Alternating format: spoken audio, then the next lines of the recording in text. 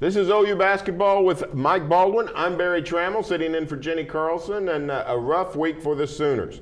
Mike, Oklahoma losing streak reaches 5. Tough loss with Nebraska, lose at Kansas State, and it doesn't get any easier this week. Yeah, the old toe on the line last week did him in a little bit. That Nebraska game went back and forth all along. Neither team really led by more than 5 points. It could have gone either way. Nebraska tried to pull away late. OU tried to have a miracle in there and looked like they maybe had tied it. Everybody in the arena thought it was tied except for the referees who got it right because his toe was on the line. And then at Kansas State, that's a team trying to fight for the NCAA tournament.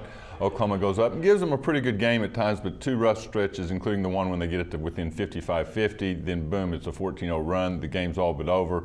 And then this week, like you said, with A&M and Kansas, I mean, the losing streak will probably reach 7. It's been that kind of year that this team's a little better than everybody thought. They're a little more competitive than everybody thought, but the losses are mounting. Well, the Sooners now next week's a promising week. Go to Texas Tech, host Oklahoma State. 2 winnable games for the Sooners, but this week going to be very tough. A&M is a team that's playing very well, 1 in Stillwater, 1 in Norman to kick off the conference season, and then, of course, Saturday against the Jayhawks, a total load.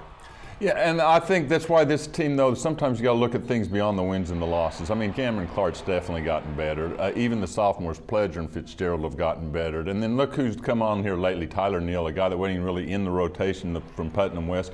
He's starting to play a role. Carl Blair, point guard's been a little bit up and down. But you go down the roster and all the guys that have been getting key minutes all year long, they're improving some, which everybody but Cade Davis, the one we didn't mention, the only senior's back next year. I think at least they're laying a foundation. So sometimes I think you got to look beyond the wins and the losses because there has been some improvement from a lot of players, especially compared to where they were in Hawaii way back in Thanksgiving. Talk a little bit about that one senior, though, Cade Davis. 8 for 9, 21 points against Kansas State. Really carried the Sooners. Hard to imagine a guy playing a better game.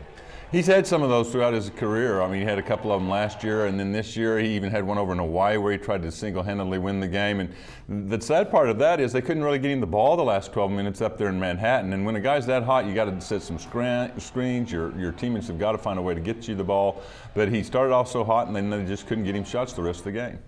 Switching over to the women, the Sooner women, sort of a wild week. Monday night, blown out at Connecticut, a historic blowout, worst loss, most lopsided loss in 33 years.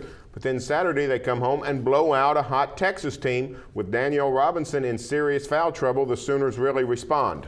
It's going to be interesting to see what this team does all year long because, I mean, the top 5 teams, they've really struggled, especially on the road. They got down 40 almost to Baylor, about similar to A&M, UConn, and then they come home, they find a way to beat an Iowa State or a Kansas State, or now, like you said, Texas is one of the hottest teams in the Big 12 right now. Probably their best game of the whole season after having one of their worst games in the Sherry Cole era. So when this team's hitting its threes, playing with passion and energy, they can play with about anybody, but when they run into a big athletics team like a lot of the top 5 teams, they struggle a little bit. The big one this week, Barry, is Baylor. Comes to Norman on Sunday night. And so let's see how they respond to that one because that one will be at home, and that'll be their last sort of litmus test before they go into postseason to see exactly how much strides they made last weekend. One good point for the Sooners, Whitney Hands seemed to play her best game since coming back from the knee surgery. Looked a little bit like her old self. Yeah, she said she relaxed more and didn't think about the game too much. She was coming off some screens, getting open, knocking down shots. It's funny when the ball goes in the hoop how much better you look. Some of those shots she was missing against UConn, but without question it was one of her better games. And like you said, they played well without Danielle Robinson, who's going to be the key to the postseason. So at least it should give some of them more confidence. And later this week we may even write about Nicole Griffin, the 6'6" freshman, who's now in the starting lineup. And it's changed the lineup a little bit. All right. Thanks, Mike.